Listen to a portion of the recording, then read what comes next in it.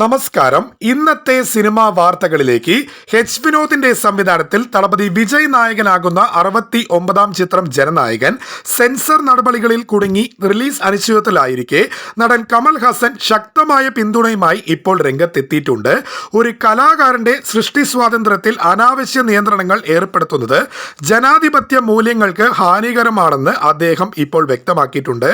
സിനിമയെ സിനിമയായി തന്നെ സമീപിക്കണമെന്നും രാഷ്ട്രീയ അജണ്ടകൾ നടപ്പാക്കുന്നതിനായി സെൻസർ ബോർഡിനെ ഉപകരണമാക്കരുതെന്നും കമൽഹാസൻ ഇപ്പോൾ അഭിപ്രായപ്പെട്ടു.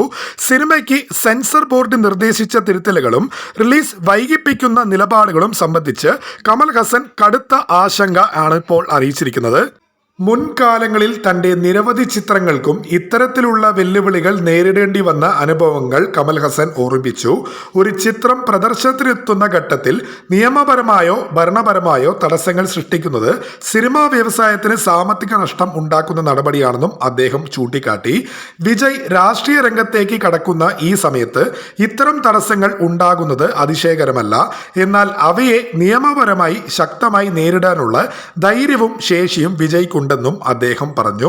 ചിത്രം റിലീസ് ആകാനായി കാത്തിരിക്കുന്ന ആയിരക്കണക്കിന് ആരാധകരുടെയും സിനിമയുടെ പിന്നണി പ്രവർത്തിച്ചവരുടെയും വികാരങ്ങൾ മാനിച്ച് പ്രശ്നങ്ങൾ വേഗത്തിൽ പരിഹരിക്കണമെന്ന് അധികൃതരോട് അദ്ദേഹം ആവശ്യപ്പെട്ടു.